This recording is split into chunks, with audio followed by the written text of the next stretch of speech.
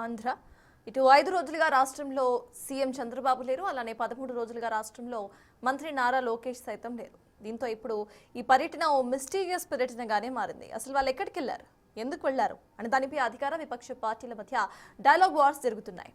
Personal పర్యటన అని అంటోంది టీడీపీ. ప్రజానేతగా ఉన్నప్పుడు ఇంత సీక్రెసీ ఎందుకు అనేది విపక్షం యొక్క కౌంటర్స్. ఎస్, దీని గురించి మాట్లాడదాం. సార్, జనరలీ మనం చూస్తున్నాము ఇటు సీఎం లేరు, at the same time Nara Lokesh సైతం లేరు, అండ్ డిప్యూటీ సీఎం కూడా ఆన్ అండ్ ఆఫ్ గానే మనకు కనిపిస్తూ ఉంటారు. సో ఒక పర్సనల్ పర్యటన అంటూ కూడా ప్రతిపక్ష నేతలకు వీళ్ళు సమాధానం చెప్పడాన్ని ఎలా చూడాలంటారు? ఈ సీక్రెసీని మెయింటైన్ చేయొచ్చా?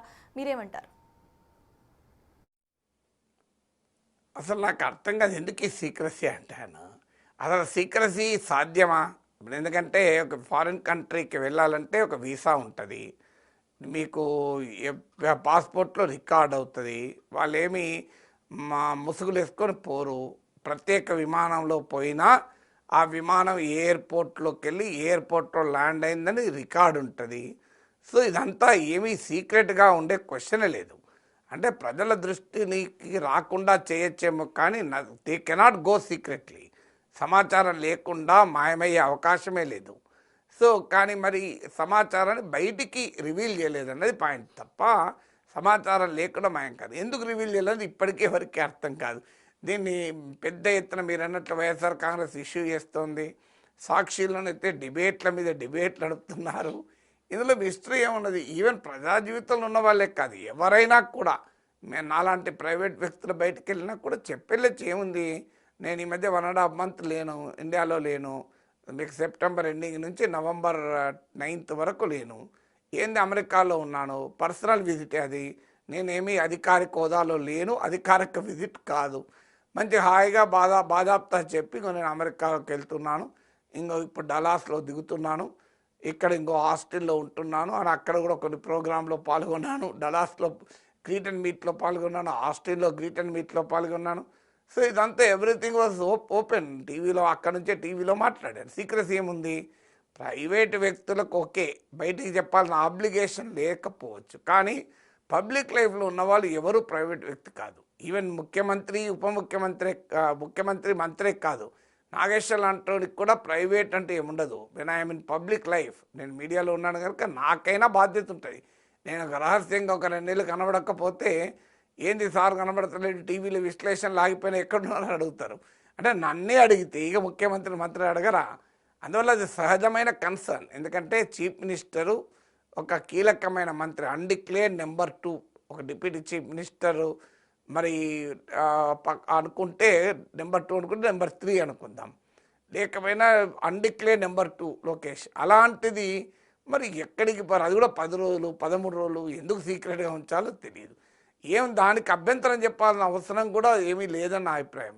ఏమైంది వెళ్ళకూడదా? ముఖ్యమంత్రికి మంత్రులకు పర్సనల్ లైఫ్ ఉండదా? సో వాళ్ళు వ్యక్తులే, మనలాంటి వాళ్ళే కదా. వాళ్ళకు కూడా లైఫ్లో కాస్త విరామం ఉండాలి, వర్క్ లైఫ్ బ్యాలెన్స్ ఉండాలి. ఫ్యామిలీతో వెళ్ళాలనుకున్నారు కావచ్చు, వెళ్ళారు కావచ్చు, దాన్ని కూడా ఇష్యూ చేయాల్సిన అవసరం లేదు. కానీ మిస్టరీగా ఉంచాల్సిన అవసరం అంతకంటే లేదు. ప్రెసెంట్ ఇటు వైసీపీ వాళ్ళు చెప్తుంది ఒకటి, పాలనాపరంగా ఎలా సాగిస్తారు ఇట్లా సీక్రెసీ మెయింటైన్ చేస్తే అంటూ. సో పాలనాపరంగా ఎటువంటి ఇబ్బందులు ఇటు టీడీపీ ఫేస్ చేసే అవకాశం ఉందనుకోవాలంటే ఇబ్బందులు ఉంటాయా, ఉండవా? మీరేమంటారు? మీ విశ్లేషణ ఏంటి? సో మన దేశంలో పాలనా వ్యవస్థ ముఖ్యమంత్రి ప్రతిరోజు పాలించరు. మన దేశంలో పర్మనెంట్ ఎగ్జిక్యూటివ్, పొలిటికల్ ఎగ్జిక్యూటివ్ అని ఉంటారు. ముఖ్యమంత్రి, మంత్రులు పొలిటికల్ ఎగ్జిక్యూటివ్ మాత్రమే. వాళ్ళ ప్రధానమైన పాలసీ డెసిషన్స్ తీసుకుంటారు. సో డే టు డే ఎగ్జిక్యూటివ్కు పర్మనెంట్ ఎగ్జిక్యూటివ్ అధికార వ్యవస్థ ఉంటుంది. సో అధికార వ్యవస్థ లా అండ్ ఆర్డర్ ఉందనుకో, డీజీపీ ఉంటాడు. సో అడ్మినిస్ట్రేషన్కు చీఫ్ సెక్రటరీ ఉంటాడు, కింద ప్రిన్సిపల్ సెక్రటరీస్ ఉంటారు. సో ముఖ్యమంత్రి అన్ని పనులు చేయరు కదా. సో ముఖ్యమంత్రి లార్జర్ పాలసీ డెసిషన్ తీసుకుంటారు. అయినా మీకు నాకు తెలియకపోవచ్చు చంద్రబాబు నాయుడు ఎక్కడున్నాడు, లోకేష్ ఎక్కడున్నాడని. సో చీఫ్ సెక్రటరీ తెలియదా, డీజీపీకి తెలియదా? వాళ్ళకి తెలిసే ఉంటుంది కదా. అవసరం వస్తే ఏదైనా పొలిటికల్ గైడెన్స్ కావాలి ఒక పరిణామం పైన అనుకుంటే they will always call them. అంటే దీనిపైన బహుశా అనవసరం రాద్ధాంతం ఎందుకు అనుకొని బయటికి చెప్పకపోయిందా మనకు తెలియదు. కానీ ఏమవుతుందంటే ఈ ఇన్ఫర్మేషన్ ఏజ్లో మీరు రివీల్ చేయకపోతే ఎక్కువ అనుమానాలకు ఎక్కువ వివాదాలకు కారణమైతే ఇప్పుడు మిస్టరీ అని మాట్లాడుకుంటున్నారు.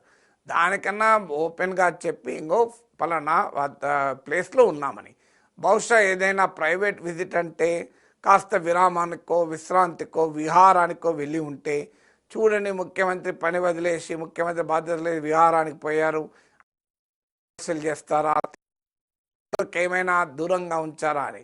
అల్టిమేట్గా నా పాయింట్ అది ఏంటంటే చంద్రబాబు నాయుడు లోకేష్ లేకపోవడం వల్ల ఆంధ్రప్రదేశ్లో పాలన స్తంభించిన, ఆంధ్రప్రదేశ్ ప్రజలకు తీవ్రమైన నష్టం జరిగితే అప్పుడు మనం వ్యతిరేకించాలి తప్ప, లేకపోతే పెద్దగా వ్యతిరేకించాలని అంశం లేదు. ఇవాళ కాకపోతే రేపైనా వస్తారు, బహుశా ఎప్పుడో ఒకరు చెప్తారు. అన్లెస్ ఆ క్యూరియాసిటీ ఎలిమెంట్ తప్ప ఇట్ ఈస్ నాట్ ఎ పెద్ద పబ్లిక్ పాలసీ డిజాస్టర్ కాదు, పెద్ద ఇల్లీగల్ యాక్టింగ్ కాదు.